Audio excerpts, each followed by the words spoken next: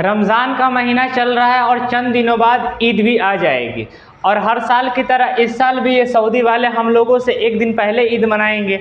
अगर आप किसी से ये सवाल पूछो कि ये सऊदी वाले इंडिया वाले से एक दिन पहले ईद क्यों मनाते हैं, तो उनका जवाब बड़ा ही सिंपल होगा कि सऊदी में चांद एक दिन पहले देखा जाता है, इसलिए सऊदी वाले एक दिन पहले ईद मनाते हैं। लेकिन यहाँ पे एक सवाल और खड़ा हो जाता है कि सऊदी में चांद एक दिन पहले क्यों देखा जाता है, जबकि सऊदी और भारत दोनों पृथ्वी पर ही है। तो चलिए इस चीज़ को समझते हैं। इस चीज़ को समझने के लिए आप इस तस्वीर को देखिए। ये सोलर सिस्टम है, बीच में जो आप देख रहे हैं सूरज है, चारों तरफ जो चक्कर लगा रहा है ये ग्रह है। ये पिछले वीडियो में मैं आप लोगों को एक्सप्लेन कर चुका हूँ। टोटल 8 ग्रह का मैंने नाम भी बताया था, लेकिन कहीं भी मैं चांद का जिक्र नहीं किया, जबकि चांद भी ब्रह्मांड में एक गोला ही है। लेकिन यहाँ पे तो कहीं चांद दिखाई नहीं देता। तो दरअसल चांद एग्जिस्ट कहाँ करता है, तो इस चीज़ को समझने के लिए आप इस तस्वीर को गौर से देखिए। यहाँ मैंने बीच में येलो कलर का सूरज दिखाया है और सूरज के चारों तरफ ये गोला है जो पृथ्वी है, चारों तरफ चक्कर लगा रहा है। पृथ्वी को एक चक्कर लगाने में 365 दिन और 6 घंटा लग रहा है। और आप एक छोटा सा गोला देख रहे हैं, ये गोला जो है ना वो पृथ्वी के चारों तरफ घूम रहा है, यही चांद है। चांद दरअसल सूरज का चक्कर नहीं लगाता है, चांद जो है ना वो पृथ्वी का चक्कर लगाता है। और चांद को एक चक्कर लगाने में 29.5 दिन लगता है। तो ये बात तो समझ में आ गया कि चांद एक्चुअली एग्जिस्ट कहाँ करता है। अब सवाल ये है कि हमें चांद कुछ दिन दिखाई नहीं देता है, कभी फुल चांद दिखाई देता है, कभी हाफ दिखाई देता है। तो चांद हमें कब कितना दिखाई देता है, सऊदी को एक दिन पहले क्यों दिखाई देता है, ये चीज़ को समझने के लिए आपको समझना पड़ेगा कि किसी भी चीज़ को हम देखते कैसे हैं। तो किसी भी चीज़ को देखने का साइंस क्या है, तो चलिए इस तस्वीर के जरिए किसी भी वस्तु के देखने का साइंस को हम समझते हैं। यहाँ दिखाया गया है कि ये सूरज है, यहाँ से प्रकाश की किरणें आ रही है, एक फूल से टकरा रही है। फूल से टकराने के बाद ये किरण किसी व्यक्ति के आँख तक पहुँचती है, फिर वो व्यक्ति क्या है उस फूल को देख पाता है। तो दरअसल किसी भी चीज़ को देखने का प्रोसेस यही है कि जब प्रकाश की किरण किसी भी चीज़ पे टकराती है, किसी भी वस्तु से टकराती है, उसके बाद वो हमारी आंखों तक आएगी, फिर हम उस वस्तु को देखते हैं। यहाँ पे दूसरी चीज़ समझने वाली ये भी है कि मान लीजिए यहाँ पे इतना जगह मैंने दीवार लगा दिया, इतना ऊंचा दीवार बना दिया। अब ये बंदा जो इस तरफ खड़ा हुआ है ना, वो फूल का नीचे का जो हरा वाला पत्ता है उसको नहीं देख पाएगा, क्योंकि वहां तक मैंने दीवार बना दिया और सिर्फ ऊपर का ये फूल ही ये बंदा देख पाएगा। तो इससे ये चीज़ समझ में आता है कि हम किसी भी वस्तु का केवल उतना ही पार्ट देख पाते हैं जहां से प्रकाश की किरण टकरा करके हमारी आंखों तक आती है। क्योंकि ये चीज़ समझना इसलिए जरूरी है क्योंकि चांद कब कितना दिखाई देता है वो समझने के लिए समझना बड़ा ही जरूरी है। अब चलिए चांद के पास चलते हैं। तो यहाँ एक तस्वीर है जहाँ मैंने चांद के डिफरेंट पोजीशन को दिखा रखा है कि क्योंकि चांद तो चारों तरफ चक्कर लगा रहा है, तो चांद कभी यहाँ होगा, कभी यहाँ होगा, कभी यहाँ होगा, कभी यहाँ होगा। तो जब चांद कहाँ पे होगा तो कितना दिखाई देगा, इस चीज़ को समझने के लिए मैंने चांद को डिफरेंट पोजीशन पे सेट कर रखा है। यहाँ पे आप देख सकते हैं कि सूरज है, सूरज से प्रकाश की किरणें आएगी, ठीक है। ये हमारा पृथ्वी है, ठीक है। जब चांद जो है ना वो पृथ्वी और सूरज के बीच में रहेगा तब क्या होगा, देखिए आप इस चीज़ को देखिए। यहाँ पे मैंने एक एनिमेशन कर रखा है, ये सूरज है, यहाँ से प्रकाश की किरणें आ रही है, पृथ्वी पे जा रही है, बीच में चांद है। अब क्या हो रहा है यहाँ पे कि जो किरणें चांद से टकरा रही है ना, वो किरणें फिर रिटर्न यहाँ तक चली जाती है। ये किरणें टकराने के बाद पृथ्वी तक नहीं पहुँचती है। जब चांद से टकराया हुआ किरण पृथ्वी तक नहीं पहुँच रही है, यानी कि हमारे आंखों तक नहीं पहुँच पा रही है, तो हम इस चांद को नहीं देख पाएंगे। तो यहाँ पे आप देख सकते हैं कि जब चांद पृथ्वी और सूरज के बीच में रहेगा, यहाँ पे आप चांद को नहीं देख पाएंगे। तो चांद जो है ना ये इस बीच में लगभग 1.5 दिन तक रहता है, तो 1.5 दिन तक चांद गायब रहता है, यहाँ पे चांद हमें दिखाई नहीं देगा। फिर चांद भी एंटी क्लॉकवाइज डायरेक्शन में ही घूमता है पृथ्वी के चारों तरफ।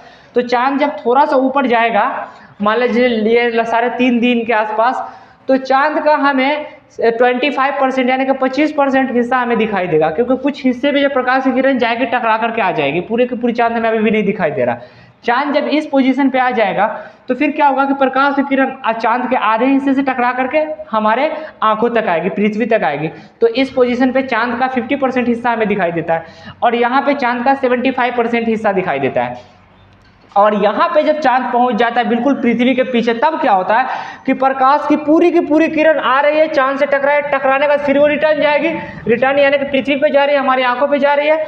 तो इस पोजीशन पे जब चांद रहता है तो हम चांद को पूरी तरह से देख पाते हैं, इसे 14वीं का चांद कहते हैं। और यहाँ पे जहाँ पे चांद नहीं दिखाया जाता है उसे बोला जाता है पूर्णिमा, सॉरी इसे अमावस का रात बोला जाता है, काली रात, और ये है पूर्णिमा की रात। और जो जितना भी जादू टोना वाला काम होता है ना, वो काली रात यानी अमावस के रात ही में ही होता है, जब चांद पृथ्वी और सूरज के बीच में रहता है। और ये जो रात होता है ये चांदनी रात होता है, 14वीं का चांद है। इस रात काफ़ी उजाला रहेगा, काफ़ी रोशनदार रात रहता है। फिर चांद चल करके आगे आएगी, जब चांद इस पोजीशन पर आएगी तो यहाँ पे चांद का 75% हिस्सा दिखाई देगा, यहाँ पे 50% और यहाँ पे 25%। फिर धीरे धीरे चांद गायब हो जाएगा, 1.5 दिन के लिए गायब रहेगा। फिर चांद इस तरह से चक्कर लगाता है। तो चांद का चक्कर समझ में आ गया, चांद कब कितना दिखाई देता है ये भी समझ में आ गया। चलिए अब आप अगली तस्वीर को देखिए।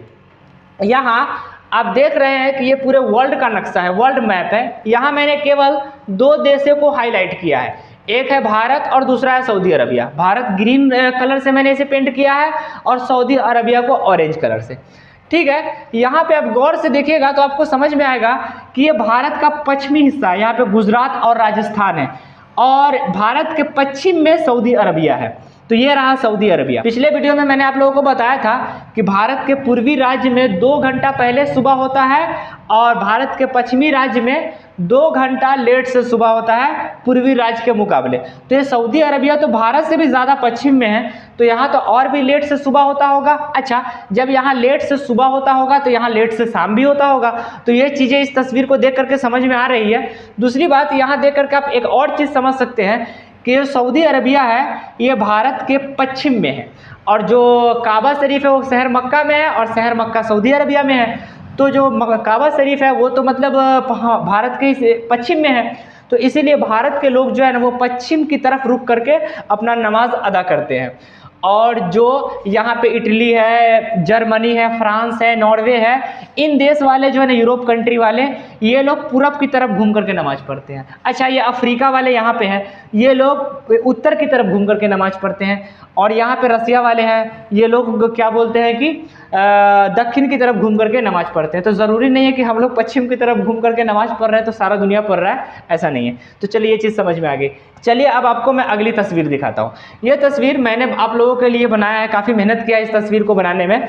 यहाँ पे आप देख रहे हैं कि ये हमारा सूरज है, ये मैंने पृथ्वी को बना रखा है। पृथ्वी के आधा हिस्सा को मैंने थोड़ा ब्लैक कर दिया, इसलिए ब्लैक किया क्योंकि सामने मैं ये बताना चाहता हूँ कि ये दिन है और ये रात है, और दोनों के बीच में, पृथ्वी और सूरज के बीच में आप यहाँ पे देख रहे हैं मैंने चांद को दर्शाया है। ठीक है, अब यहाँ पे आई मतलब इंडिया, और चूंकि इंडिया से थोड़ा सा पीछे क्या बोलते हैं कि इंडिया में पहले शाम होगा तो थोड़ा लेट से शाम होगा, कहाँ पे, सऊदी अरबिया में। इसलिए सऊदी अरबिया को मैंने थोड़ा सा पीछे रखा है, मतलब इंडिया में शाम होने वाली है, सऊदी में अभी शाम नहीं हुई है, थोड़ा भी वक्त है। तो जब इस पोजीशन पे हमारा देश इंडिया रहेगा, शाम होने वाली रहेगी, उस वक्त चांद जो है ना वो पृथ्वी और सूरज के बीच में है, तो इस वक्त हमें चांद दिखाई नहीं देगा। तो हम लोग चांद देखने की कोशिश करेंगे लेकिन चांद दिखाई नहीं देगा। फिर उसके बाद क्या होगा, हम लोग फिर एक और शहरी की तैयारी करेंगे और सो जाएंगे। लेकिन सऊदी वाले क्या करेंगे, जब सऊदी वाले के यहाँ शाम होगा तो वहाँ के इमाम लोग बड़का बड़का दूरबीन निकालेंगे और देखने की कोशिश करते हैं, और उन लोगों को दिखाई भी देता है। क्यों दिखाई देता है, चलिए इस चीज़ को समझते हैं। कुछ वक्त बीतने के बाद जब इंडिया तकरीबन 8-9 बजे रात में पहुंच गया, 9 बजे 10 बजे के दरमियान जब इंडिया पहुंच जाता है, उस वक्त सऊदी जो है ना वो शाम के पोजीशन पे रहता है, कुछ इस पोजीशन पे रहता है।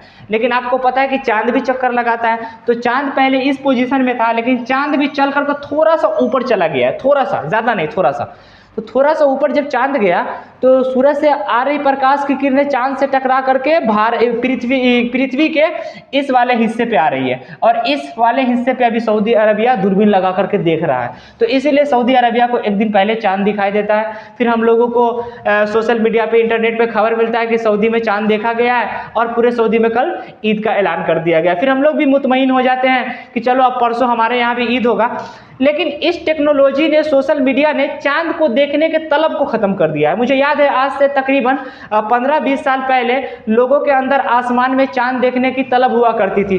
29 का इफ्तारी करने के बाद सब अपने अपने छत पे, रोड पे निकल करके पश्चिम की तरफ चांद देखने की कोशिश किया करते थे। लेकिन आज के डेट में तो वो सब चीज़ें लगभग ख़त्म ही होती जा रही है। खैर, टॉपिक पे आ जाते हैं। अच्छा, मान लीजिए कि सऊदी अरबिया यहाँ पे है, लेकिन कुछ वक्त बीतने के बाद सऊदी अरबिया लगभग यहाँ पे आ जाएगा, तो फिर क्या होगा, चांद का दीदार होना बंद हो जाएगा। इसीलिए जब ईद की चांद निकलती है ना तो कुछ टाइम के लिए ही नज़र आता है और उसके बाद हम लोगों को दिखाई देना बंद हो जाता है।